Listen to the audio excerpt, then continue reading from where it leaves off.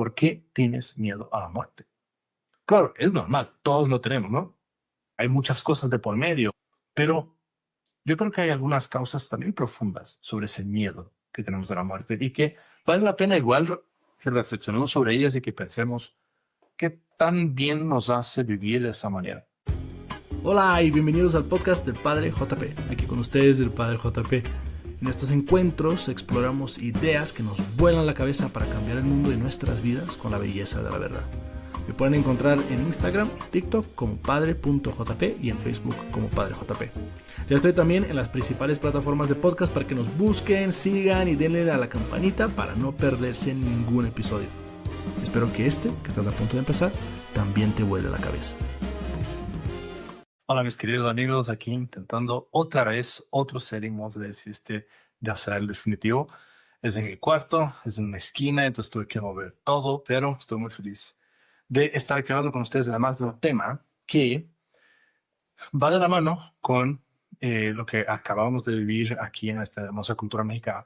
Este episodio va a salir al aire el 3 de noviembre, entonces acabamos de vivir el Día de Muertos. Un día con mucho folclore, así hace unos años pasé ese día en Oaxaca con mi hermana y fue un espectáculo, o sea, incluso los vuelos se ponen más caros para las personas que quieren venir a México. ¿Por qué? Porque es un momento muy especial de la cultura mexicana. Ahora, ese hábito o esa facilidad que tenemos aquí en México de hablar de este tema, hacer un poco de manera jocosa, divertida, también nos tiene que hacer una pequeña reflexión, que es, ok, ¿qué es lo que realmente significa la muerte?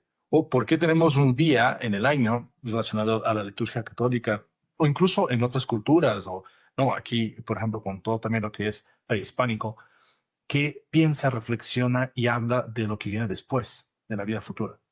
Y quería entonces hablar justo, o sea, hacer una reflexión sobre lo que significa la muerte y dividirla en tres partes. La primera parte es un poquito un análisis de cómo vemos la muerte en el día de hoy, el mundo de hoy. Y después una segunda parte que va a ser más directa y más confrontativa, tal vez, que es decir, ¿por qué tenemos miedo? ¿Por qué tienes miedo a la muerte?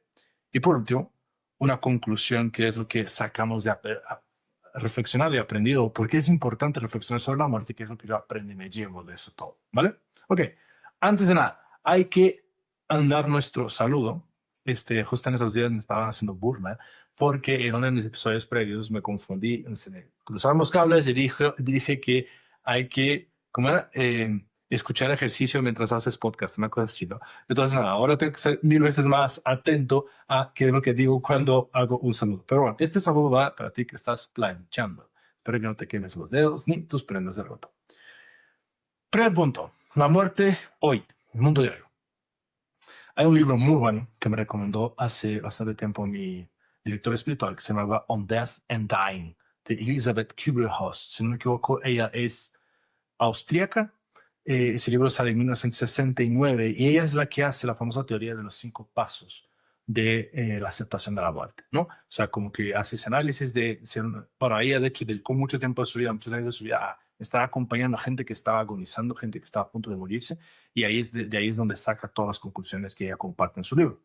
Entonces, ¿qué es lo que aprendí de ese libro? Y tiene un poco que ver con el análisis que ella hace de cómo vemos la muerte en el día de hoy. Ella dice algo interesante, dice que hemos acostumbrado a desconectar la muerte de nuestra experiencia real, de nuestra experiencia vital. Antes la muerte se daba, o sea, antes en la antigüedad y, en fin, todavía en algunos lados, pero en líneas generales ya no sucede, la muerte se daba en la casa, ¿no?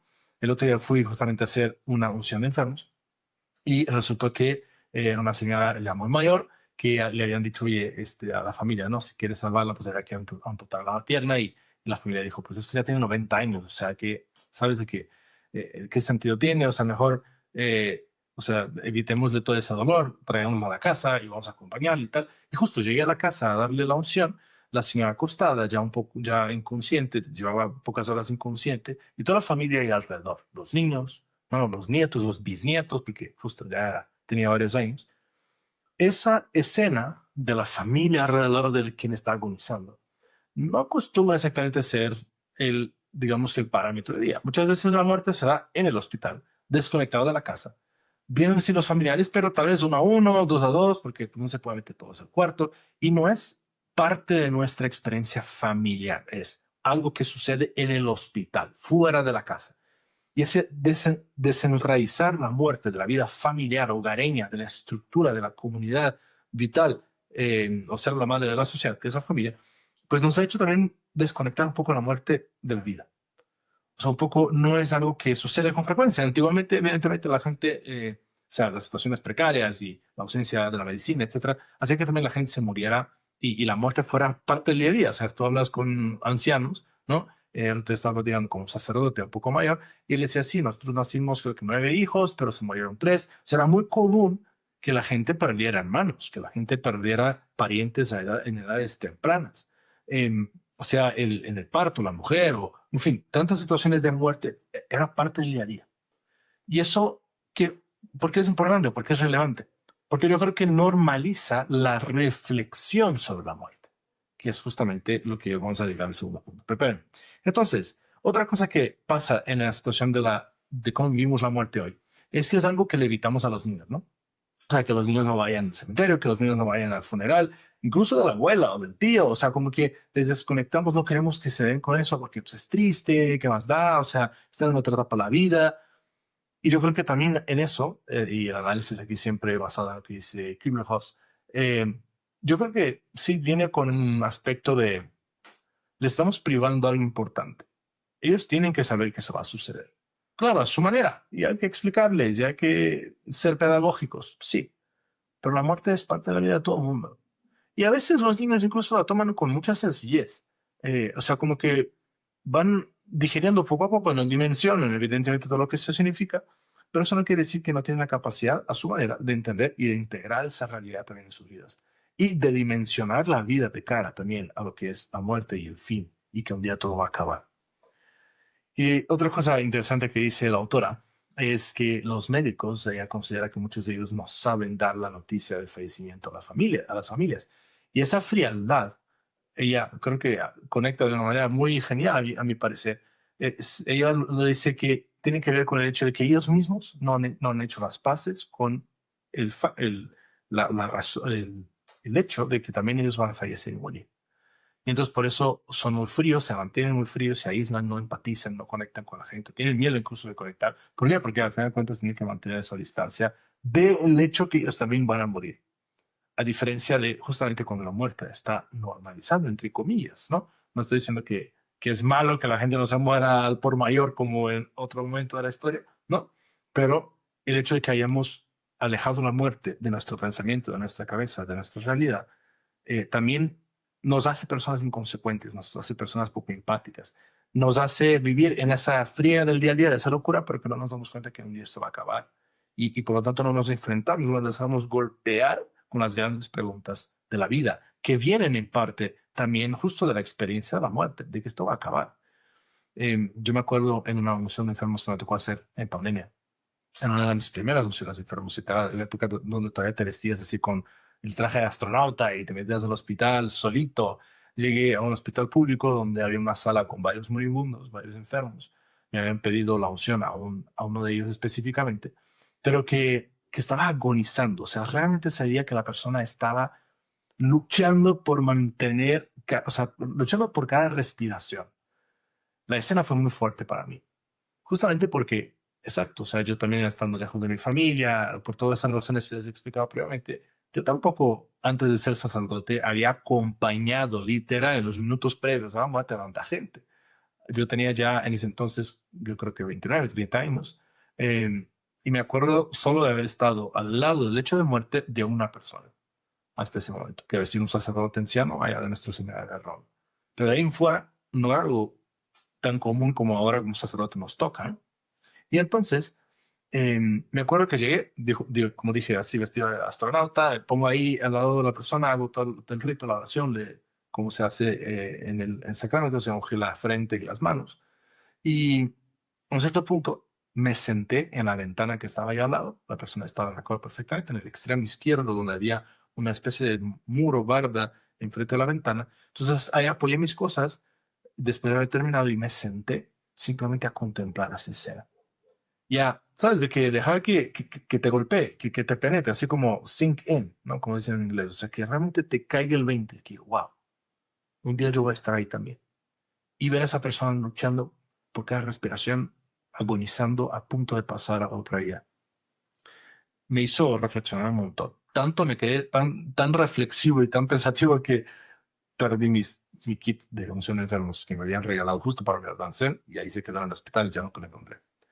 Pero fíjense qué interesante. Antes, en la antigüedad o tal vez en una sociedad más creyente, la gente quería saber que se iba a morir, porque así se podía preparar. Es decir, si yo sé que me dicen, oye, te vas a morir en 2 meses, tienes esta enfermedad, o estás muy enfermo, estás agonizando por unos días y tal, tienes la oportunidad de llevar a los sacerdotes, recibir los sacramentos. Hoy día nuestro parámetro es que sea rápido, por favor, para que no sufra. Interesante la comparación, ¿no? Para nosotros es más importante no sufrir y tal vez para la sabiduría de los antiguos era más importante prepararte para la muerte, para que pudieras llegar al cielo. Eso lo escuché una vez, esa reflexión lo escuché una vez de un brasileño y me impactó mucho. Creo que fue un sacerdote que me la compartió. Ahora, todo eso entonces, todo ese análisis de cómo vemos nosotros la muerte en el día de hoy, nos lleva al siguiente punto, que es el que realmente importa, que es, o sea, ¿por qué la muerte nos hace reflexionar tanto y qué es lo que suscita en nosotros? Entonces, en este segundo punto, quería empezar literal con esa pregunta, ¿por qué tienes miedo a la muerte? Claro, es normal, todos lo tenemos, ¿no? Es un poco la incertidumbre, es el salto al vacío, es un qué va a pasar, hay muchas cosas de por medio, o lo que dejas, ¿no? Lo que pierdes, lo que tienes, también ese agobio de dejar atrás. Pero yo creo que hay algunas causas también profundas sobre ese miedo que tenemos de la muerte y que vale la pena igual que reflexionemos sobre ellas y que pensemos qué tan bien nos hace vivir de esa manera, con con esa evitación de la muerte y esa reflexión a su respecto. Yo creo que podría haber, no estoy diciendo que esto es un juicio categórico y todo el mundo es así y a fuerza y estás mal y tal, pero yo creo que podría haber un elemento de falta de fe detrás de ese miedo de la muerte. Para un creyente que está profundamente convencido de que su vida ya fue redimida por el Señor Jesús y la meta es el cielo y está constantemente volviendo la mirada hacia el cielo y no hacia las cosas de la tierra de este mundo, pues también es más natural que nazca de ese creyente decir, bueno, pero es que, vale, veo el miedo natural y el agobio y la preocupación y todo, pero lo que viene después es mejor. Lo que viene después es mejor, ¿no? Si has tenido la experiencia de hacer ejercicios espirituales, hay justamente una etapa de los ejercicios donde meditas sobre el cielo. Y es increíble porque terminas ahí diciendo, Señor, ya llévame, ¿no? Llévame, o sea, ¿qué hago yo aquí? Si el cielo es tan hermoso, si el cielo es todo eso lo que me dices y después de contemplarlo y dejarte tocar por el Espíritu Santo y inspirarte con las lecturas de los santos, pues ya no quiero esta tierra. Cuando mi seguridad está puesta en el cielo, también la fe se hace tan real que disipa las tinieblas de ese miedo. Yo creo que ese miedo también puede venir de la mano junto, no, un poco hasta la parte de la fe, pero tal vez viene de la mano con, ok, ¿qué va a pasar con mi alma? Y entonces esa pregunta se vuelve todavía más fuerte, porque no es solo la incertidumbre del no sé qué hay después de esta vida, sino que mi vida ha sido una vida que ha construido un camino hacia el cielo. Justamente en octubre van a salir, o sea, creo que las 2 semanas previas, de hecho, a este episodio, salen 2 episodios al respecto de quién se salva. Y ahí en el segundo, sobre todo, explico muchísimo varias cosas sobre el cielo que son muy hermosas. Pero en el fondo, si yo no tengo la certeza del cielo y hacia dónde voy y qué es lo que, o sea, que mi vida ha sido una construcción de algo que vale la pena, incluso, ¿no? Mi vida ha valido la pena. Igual que ese miedo de la muerte también va a dar mal con eso. Justo la gente que conoce esos temas de tanatología o de que acompaña tal vez a los moribundos, saben que las preguntas que se hacen en los últimos momentos no es de que, hubiera quedado 2 horas más en la oficina todos los días. Hubiera llevado a cabo ese proyecto internacional que no hice. Wow, qué pena que no viajé a Safari en África. No son las cosas que las personas dicen en esos últimos momentos de su vida. Lo que la gente dice en esos momentos, últimos momentos de su vida son cosas mucho más profundas y mucho más serias y mucho más trascendentes. Y hubiera pedido perdón a mi papá antes de que él se fuera. Me hubiera reconciliado con mi esposa. Eh, Hubiera dado más tiempo a esta fundación, a esa institución de caridad, ¿no? O incluso la preocupación de que, oigan, ¿alguien se va a encargar de eso? Este, dicen que justamente Pier Giorgio Frassati, ¿no? Si no me equivoco es él, que antes de morirse ya casi no puede moverse y como que hace una señal para que su hermano le ponga la mano en el bolsillo y saca una dirección de un pobre, ¿no? Y le dijo, encárgate de él, por favor, ¿no? Y le pide a su hermana. O sea, esa es la preocupación de un santo, ¿no? En el hecho de la muerte. Nosotros a veces tenemos miedo, justamente porque nuestra falta de fe viene de la mano con la falta de una vida virtuosa, de una vida que es buena. O sea, yo creo que de la misma manera que decimos que nada nos hace dormir más tranquilos que la conciencia en paz, ¿no? Que la mejor almohada es una conciencia en paz, como dice el dicho. Yo creo que eso también aplica aquí. La mejor paz o la gran paz que nos da la contemplación de la muerte viene de una raíz de que mi vida es una vida hermosa. Y por eso yo incluso me atrevería a decir, aquí siempre con el tinte provocador, pero tal vez tiene miedo a la muerte la persona que tiene miedo a la vida. O sea, la persona que realmente no le ha entrado a la vida con todas las fuerzas de su corazón, que no ha amado en plenitud, que incluso hoy, mañana, cada día está hecho encima, está basado, está construido alrededor del servicio, de la entrega, de hacer el bien, de usar mis dones, de vivir para mi familia, de estar en paz con mis relaciones fundamentales e importantes. La persona que tiene miedo a vivir, que se está escondiendo, que está fingiendo que el tiempo no pasa, que las hojas del calendario no se voltean, que las arrugas no llegan y que el sol y la luna no se suceden una y otra vez, está fingiendo que la vida simplemente se da en vez de realmente darse a la vida y entregarse completamente al prójimo.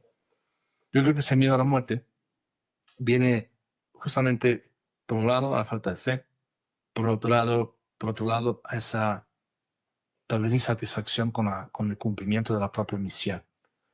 Yo creo que esa es otra gran razón que puede estar de la mano con el miedo, que es no he cumplido mi misión todavía. Me siento a la mitad.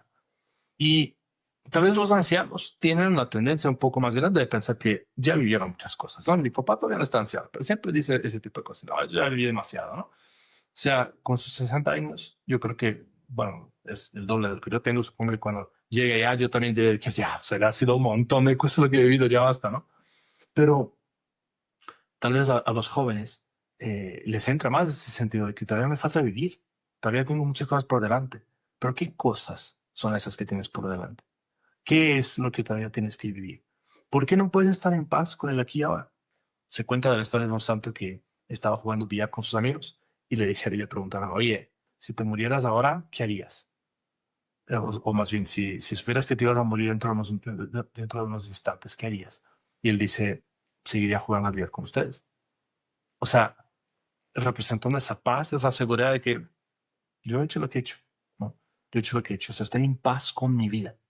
En una ocasión tuve un desmayo, ha sido lo único que me ha sucedido. Me pusieron una inyección, fue chistoso. Estaba yo en mi casa en Brasil con mi familia, me pusieron una inyección de una vitamina y me acuerdo perfecto que todo el mundo la tomaba acostado y la enfermera me dijo, no, no, pero te voy a mostrar, no sé exactamente por qué le pregunté eso, pero no, te voy a mostrar realmente la mejor posición. Y entonces me paré y ya, o sea, como que me puse en la inyección parado y yo salí de regreso del cuarto a la sala. Y cuando llegué a la sala se me oscureció totalmente la mirada y me caí, ¿no? Y mi papá medio que me alcanzó a amortiguar, pero al fondo me di un buen golpe contra la mesa.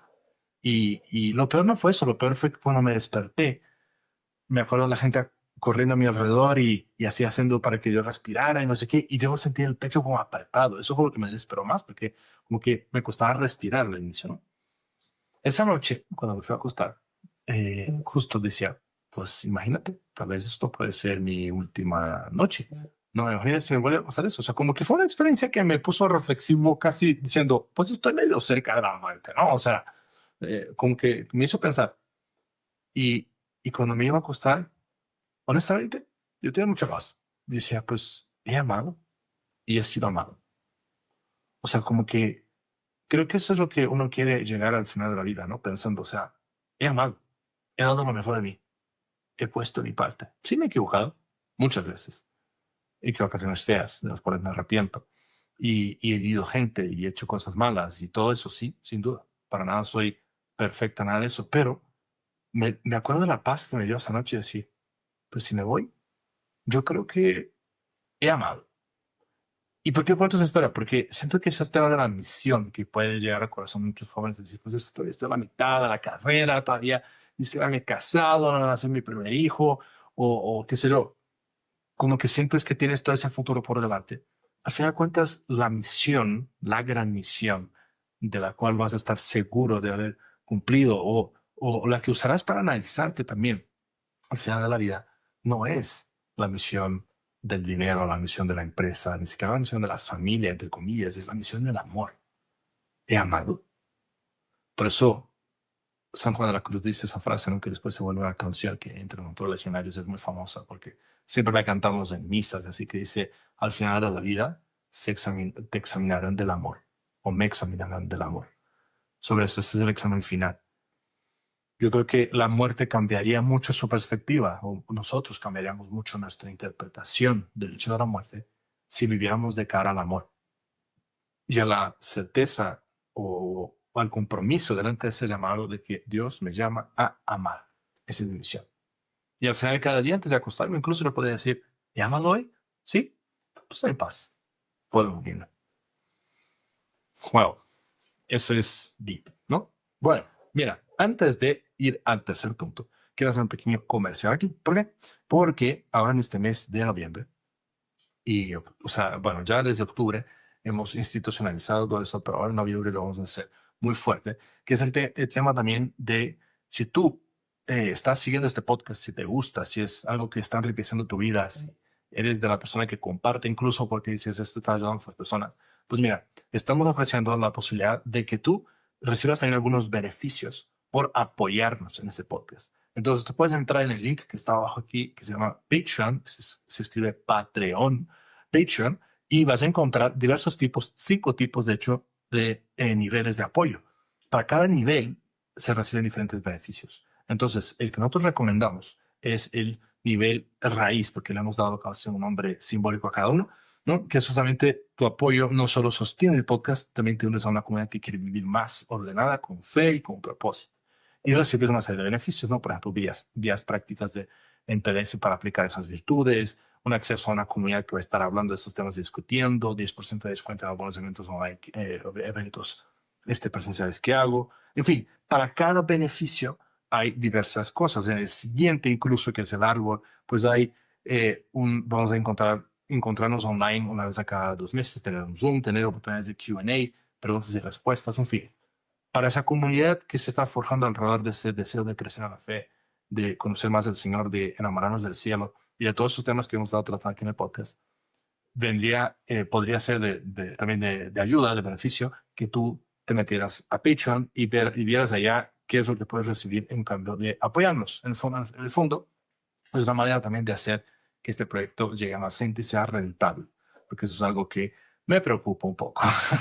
No siempre es tan fácil mantener todos los gastos que esto implica y también las personas que están ayudando y esto está tomando una dimensión cada vez más grande. Entonces, aquí termino el anuncio, pero era importante compartir eso contigo. Bueno, vamos a hacer el último punto, que es el más práctico, por así decirlo, que sería, ok, primero reflexionamos, hicimos un mapa, ¿no? Una especie de panorama de la muerte en el mundo de hoy. En el segundo punto nos preguntamos por qué tenemos miedo a la muerte y demos una serie de razones, la falta de fe, el miedo, tal vez el sentimiento de que mi misión está incumplida, en fin.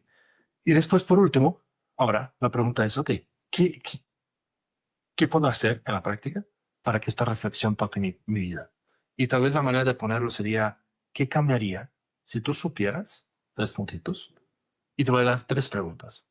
Uno, ¿qué tienes un año de vida? ¿Qué cambiaría? Dos, ¿qué cambiaría en tu vida si tú supieras que tienes un mes de vida? Y tres, ¿qué cambiaría si tú supieras que tienes un día? Esa perspectiva de que mi vida va a acabar debería cambiar mi manera de vivir. Entonces, los medievales, por ejemplo, ¿no? Cuando entramos en las iglesias medievales, encontrabas sus vitrales espectaculares y tal, y de repente vienes una calavera así de la nada. Y esa calavera estaba ahí justamente para recordar a la gente, ¿no? Te dan incluso la frase, memento mori, recuerda que morirás. Memento mori, recuerda que morirás. Yo creo que existe una gran sabiduría que nace del saber que nuestra vida tiene un fin. Y que hay cosas que hay que cambiar, y que hay cosas que si yo estoy postergando infinitamente, un día me voy a arrepentir de no haberlas hecho. No pierdas más el tiempo. ¿Qué pasaría? Entonces, haz esa reflexión. Termina este podcast. No estabas planchando mientras lo estabas escuchando, pero termina de planchar.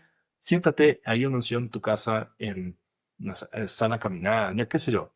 Pero haz esa pregunta, o sea, ¿qué cambiaría si tú supieras que tienes un año de vida? Número uno. ¿Qué cambiaría si supieras que tienes un mes de vida? ¿Qué cambiaría si supieras que tienes un día de vida? Si tú quieres llevar esto todavía a un nivel más profundo, te recomiendo que en el libro de los 7 hábitos de las personas altamente eficaces leyeras el hábito 2, que es empieza con el fin en mente. Justamente al inicio de ese libro, Stephen Covey hace una reflexión sobre cómo la eficacia la eficacia de la vida, una persona que él considera altamente eficaz, como dice el título del libro, se mide en parte de su capacidad, a través de su capacidad de llegar a ese fin de la vida, o sea, a llegar a las grandes metas. Y entonces las grandes metas quedan evidentes cuando nosotros reflexionamos sobre el fin de nuestra vida. Porque a lo mejor estamos corriendo detrás de muchas metas ridículas que no valen la pena. Reflexionar sobre mi fin, sobre mi muerte y cómo quiero que la gente se acuerde de mí, cómo quiero que la gente me recuerde, piense en mí cuando yo ya no esté, también me ayuda a aclarar tal vez la persona que yo quiero ser desde hoy. Y entonces, como dijimos, si el miedo a la muerte tiene que ver con el miedo a la vida, empezar a enfrentarme con la vida y vivir la vida que yo quiero vivir y vivir la vida que me va a preparar para una muerte serena. Porque se dice, uno muere como vive, ¿no? Si viviste en paz, te mueres en paz. Si viviste con Dios, te mueres con Dios. Si viviste en el amor, te mueres con el amor. No hay que ni ponernos súper depresivos y no disfrutar el Día de Muertos con toda la alegría folclórica, pero tampoco hay que fingir que esto es simplemente una película de Disney. No hay nadie que ha pasado sobre la tierra que no se haya muerto. Es una gran certeza. Te va a tocar a mí, me va a tocar a mí, te va a tocar a ti. Tenemos que vivir con la conciencia de que si eso va a pasar, a lo mejor nos tenemos que preparar para ese gran día y hacer de él una fiesta, porque mi fe en el cielo es tan grande, he vivido una vida que vale la pena, he amado y servido. Gracias. Muchas gracias por escuchar este episodio del podcast del Padre JP. Es una gozada ir explorando contigo la belleza de la verdad. Si los disfrutaste, sigue el perfil del podcast en la plataforma que más te guste y comparte con tus amigos. Hazle clic a la campanita para que no te pierdas de nada. Ya sabes que me puedes encontrar en redes sociales como Padre JP. Y en la descripción está mi link de Patreon. Agradezco desde ya tu generosidad en patrocinar este trabajo y ayudar a que el mundo se prenda en fuego con la revolución del amor. Dios te bendiga y recuerda, sigue siendo audaz en tu mente y en tu corazón.